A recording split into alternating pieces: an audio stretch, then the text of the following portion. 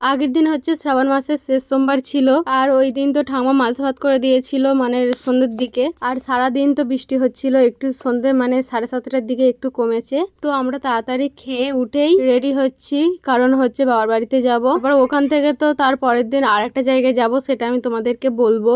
অনেক দিন পর যাচ্ছি, প্রায় 2 মাস পর। দেখো এই চিকনকারি জামাটা আমি অনেক দিন আগে মিশো থেকে কিনে রেখেছিলাম, বাট পরা হয়নি, ওই জন্য আজকে পরেছি।